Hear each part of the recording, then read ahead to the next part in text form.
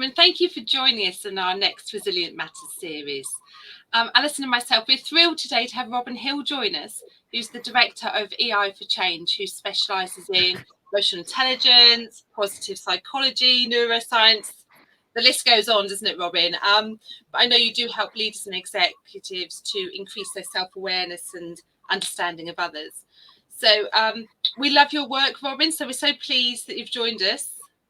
And we've got the pleasure of working together and both speaking at next month's People Power event. So looking forward to seeing you more there. Well, thank you, ladies, for inviting me to come along and join you today. I'm delighted to be here. Pleasure. Oh, you. So Robin, tell everybody a bit about yourself.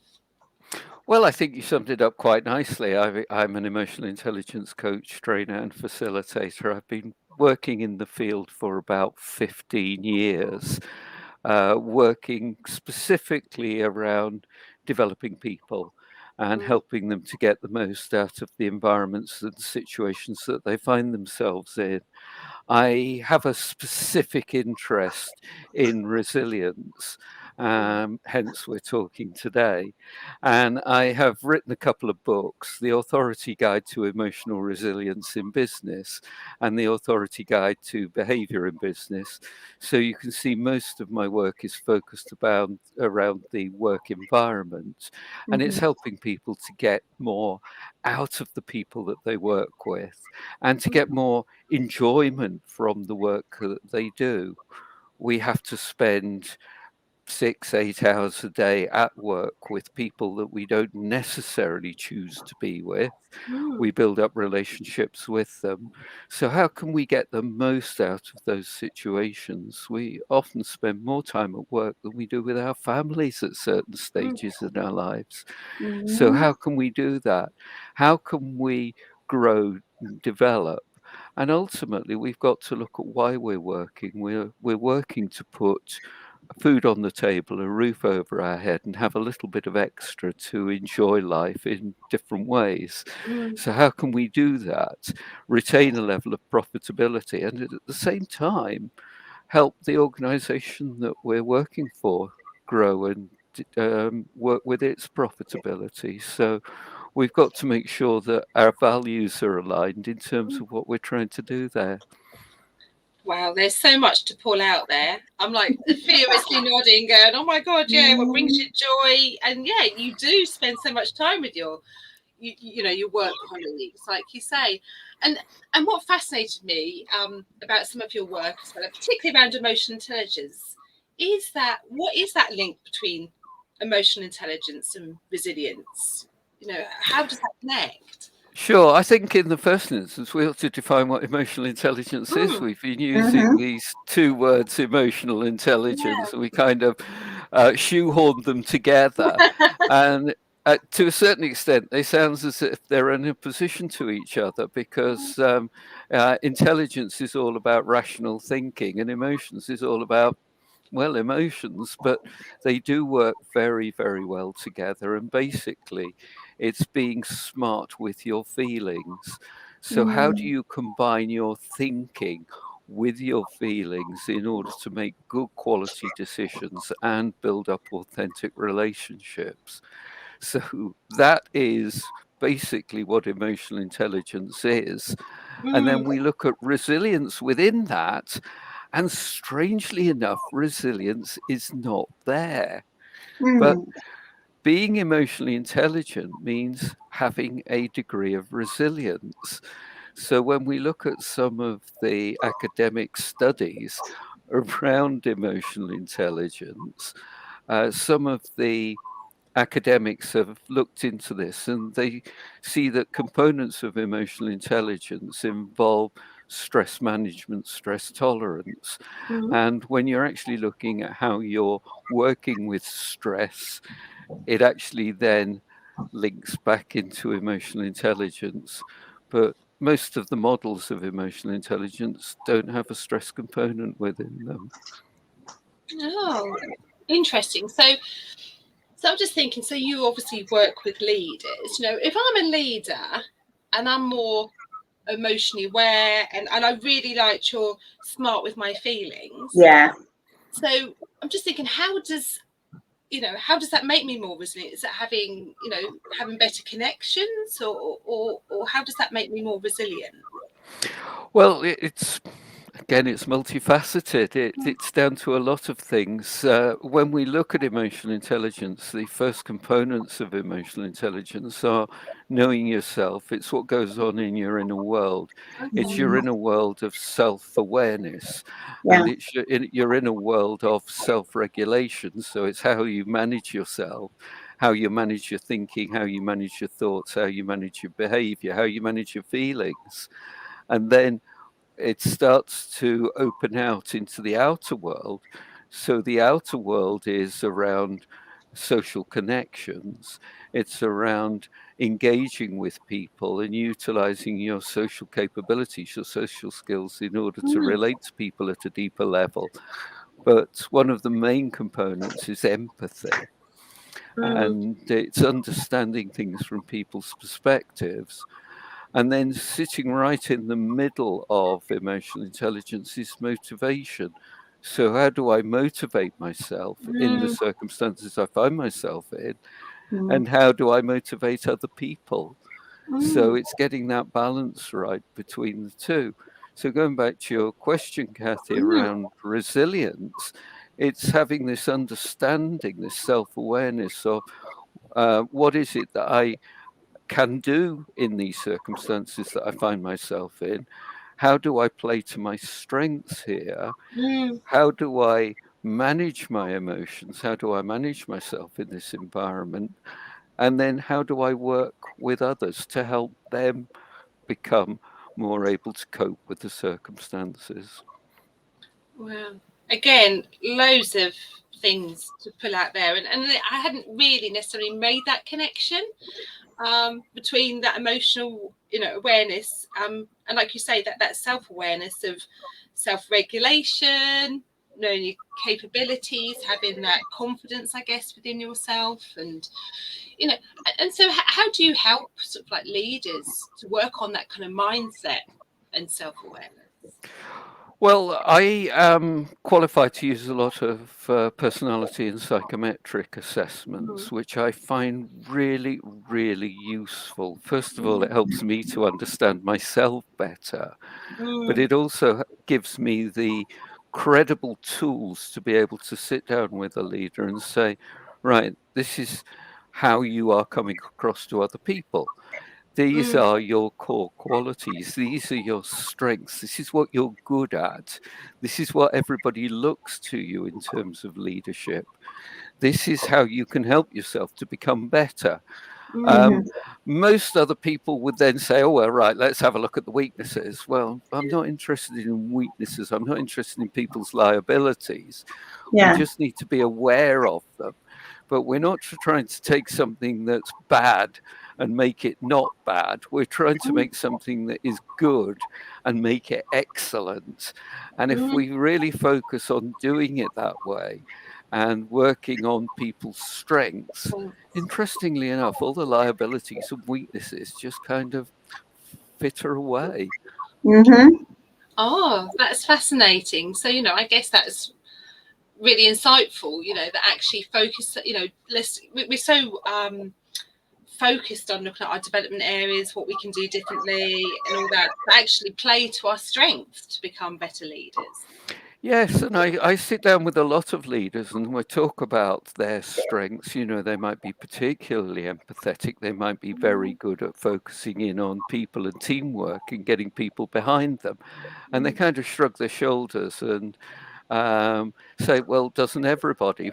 Well, no, everybody doesn't. And then you may have some leaders that are very, very good at the detail and they've got this capacity to actually dive down deep into the detail and to work out all the minutiae of a circumstance and situation. Well, doesn't everybody? Well, no, everybody doesn't. So the other interesting thing when I'm working with people and talking about their strengths and their capabilities, yeah, they're all very, very keen to get that bit over, and they're waiting for the big but.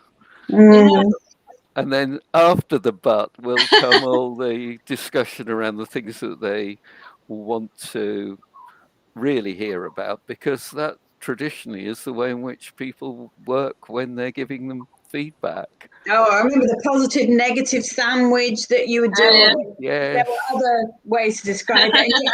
But it, as you say, it's amazing how we'll just all sit there and wait for the but, as opposed to absorbing in all this excellence and this wonderfulness that somebody has just helped you discover about yourself. Well, that's right. I use Myers-Briggs type indicators, step 1 and step 2. I use DISC, I use social styles, I use NEO, which is the gold standard in terms of personality assessment.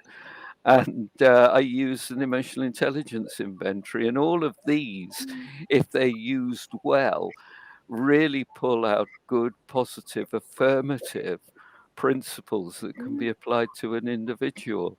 So let's look at what you are really good at. Yeah, we won't shirk away from those things which might be holding people back, because they will temper some of the good stuff. But let's look at the good stuff and let's focus in on that. I like that, and I've always liked that philosophy that everyone's talent. You know, they talk about, oh, who's our talent? Actually, everybody's talent. We're just talented at different things, and it's about how you harness that and make the most of it. Yeah, I actually do a little bit of mentoring work with some of the disadvantaged teenagers around the Bolton area. I've been doing it for a number of years, and I'm very, very surprised when I go and speak to other people who are doing mentoring. They haven't been doing it as long as I have, and some of these disadvantaged youths that I have, I've been working with boys because I can mentor boys. I've been a boy, so I know what it's like. So I sit down with these young lads, and some of them have got other issues. They've got health issues. Some of them are on an autistic scale, and I sit down with them and I say to them, look, I'm not interested in finding out what you can't do. You can tell me everything that you can't do, and I'll probably tell you a few other things. I'm not interested in that. What I'm interested in is what it is that you can do that really makes you special. And if we can identify what you can do that I can't do, brilliant, let's do it. And so when I sit down with the lads, we're kind of addressing some of these things which are they've got some kind of social stigma around it, and they've got their own mental barriers around it, because everybody seems to have these stigmas around it, and it's just a case of breaking that down. I'm picking the young lad up and I'm pointing him in the right direction and saying, I'm not interested in what you're not good at. I can give you a whole load of things that I'm not good at. Let's have a look at what it is that you can do that I can't do. What is it that, in terms of your autism, that you're aware of in an ever-changing environment that I would completely miss? Completely miss. Now, the young lad that I'm working with at the moment is deaf. He goes to a deaf school, and I'm actually mildly to moderately deaf. So we've got a topic of conversation there, which at the moment is a little bit stilted because of this kind of social stigma around it. He doesn't want to talk about it. And I'm actually sitting there thinking to myself, do you know, I think I'm actually more deaf than he is. But I've learned so much from him because of the way in which he interacts with the environment because of his deafness. I'm thinking, yeah, there's some good stuff I can learn here. And we can always... So there's such a wonderful gift, isn't it? That through conversation and through getting to know somebody and through using that empathy, you're not only able to help him see how, his uniqueness, but also, it's a reciprocal thing that actually every conversation you have, you're learning a little bit more about yourself. So whether it's in a mentoring environment or in the workplace, that dynamic of engagement can be so valuable from both sides. Oh, it is. I have well, it's not a trick. It's just something that I do all the time. If I'm talking to somebody and I miss what it is that they're saying, most people will say, you're not speaking very clearly, or you know, it's your problem because you're not communicating, but it's my problem. I haven't heard. So what I say to them is, I'm sorry, I didn't hear that. And it allows them to then repeat it or to say it in a different way. Well, I was sitting down with the young lad and we were doing this, and obviously he does it with his friends all the time. And I said something to him really clearly, and I knew he'd heard it.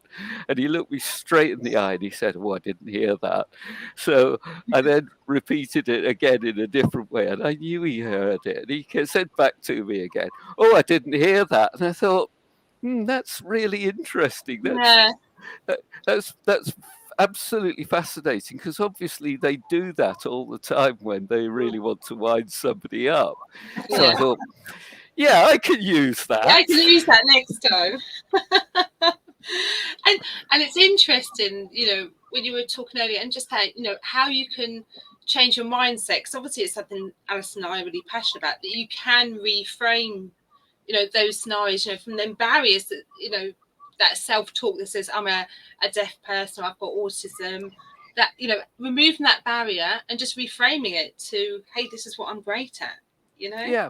Yeah. And if we look at what resilience is, we all have certain circumstances that we've been through before, and we've learned coping mechanisms. Now, most circumstances that we face are either familiar or unfamiliar, and those that are familiar, we know how to handle them. Those that are unfamiliar, we perhaps are uncertain of ourselves. So we've got this self-talk. Oh, you shouldn't do that, Robin. Oh, you shouldn't do that. Oh, you stupid idiot, Robin. Why did you do that? Well, you've got the same little voice in your own head, but it's not using the word Robin. It's using Alison, or it's using Kathy, depending upon who you are. And what you then do is you utilize this self-talk, because this will drive the way in which you're thinking about yourself, and it will drive your emotions, and it will drive the way in which you're combining your thinking with your feelings, and thereby your emotional intelligence. And out from that will come your capability of working with the environment as it unfolds. And do you know what, Robin? You do you know what I mean? You're so you know, so much about this area. I'm sitting here wondering, you know, do you still kind of test your resilience? You know, has there been a time where it's really been tested, and what you learned from that? Well, yes, I think we've just all got to recognize that everything that we do has a stress component to it. And everything that we do is going to make us anxious or nervous in certain ways. So we spoke about the People Power Conference that we're all presenting at next month. Now, going into the People Power Conference, I've spoken at many international conferences. Yet I've not spoken at a People Power Conference. It's different. It's a different audience. It's next month. It's June. We don't know what the weather's going to be like. There'll be people in the audience who I don't know. So I'll have a certain degree of anxiety. I'll have a certain degree of nervousness. I will be under a certain degree of pressure and stress. And what I have learned over the years is, it feels unpleasant. It's not a nice set of emotions, but what's happening is that physiologically my body and my mind psychologically is preparing itself in order that I can deliver a good presentation. Excuse me. So I've got to work with those butterflies in my stomach. I've got to work with that negative self-talk around worthiness and capability and overcome that, and recognize that I've got to overcome it in order to stand up in front of, I don't know whether it be 6 people or 60 people, and then deliver something that's going to be of value to them. So out of that comes a degree of resilience. I don't want to use the word resilience in that set of circumstances, because I think we need to keep the word for more intense levels of emotion and intense challenges. So But that shows where stress is necessary, where it leads us to a mindset, and we need to think about it and think about it positively. Absolutely. And I was very lucky very early on in my career when I was doing a presentation that somebody came up to me because I was feeling so nervous and so out of my comfort zone. And it was an important presentation to a group of people where we were going to make some significant changes, including redundancies. And the chap leading the program said, if you weren't nervous, it would mean you didn't care. Yeah. And I have always held on to that. So I see nerves as being such a positive thing, thanks to him, that I'm like, okay, I'm nervous. That's because it matters. That's because I'm invested. I do care. I'm going to do the best. And so he's flipped my nerves in those kind of situations from being something that could overwhelm me to being something I'm like, tick. Nerves are here. Well done. That means it matters. And I would love, if I ever saw him again, Pat, thank you very much for saying that. With me for life. Yeah. Even Ed Sheeran gets nervous still going on stage, just putting it out there.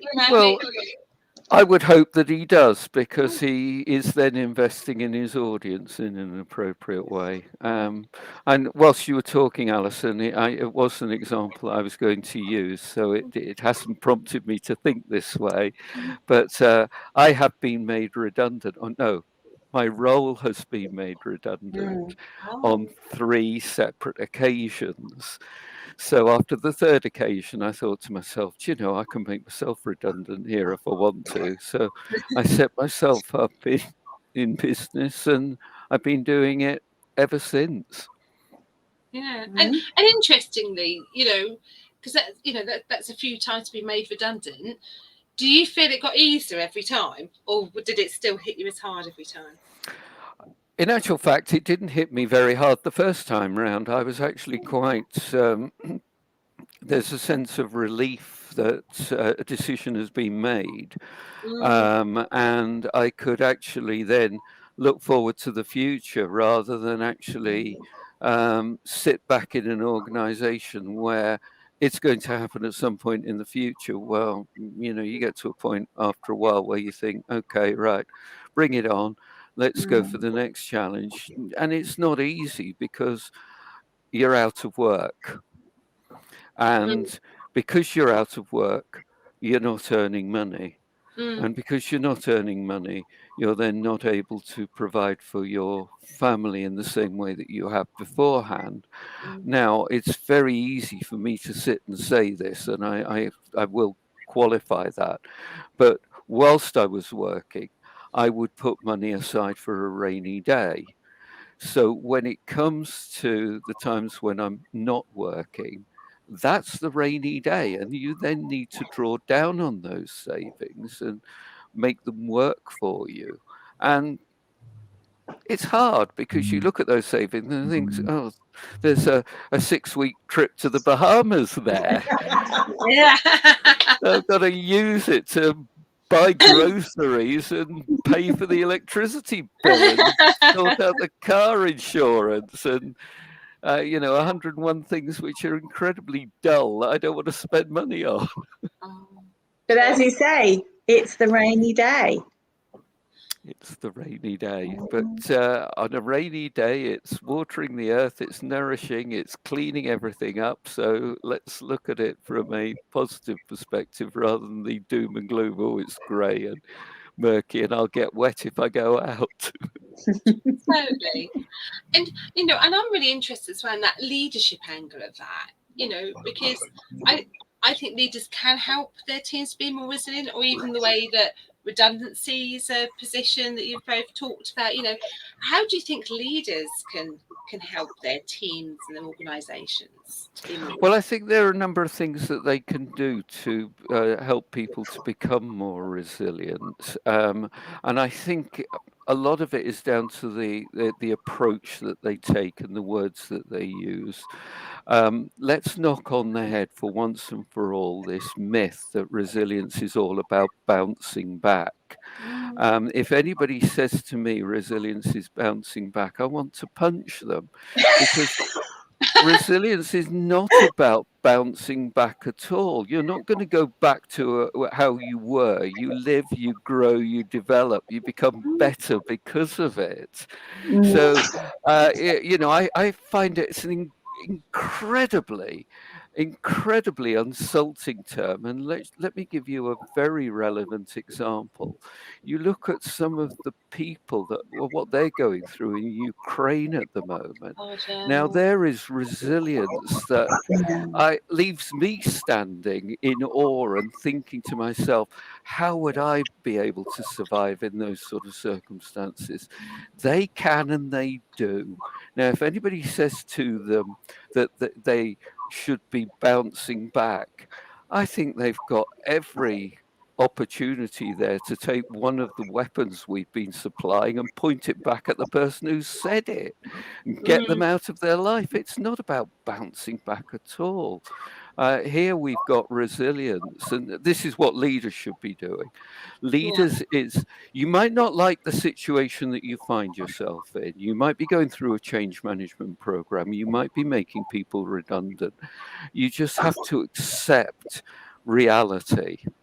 And you have to have a set of core values that you stick with and work with. Life is meaningful. So how can I utilize my skills and capabilities in this situation to grow? How can I creatively adapt to the environment that I find myself in?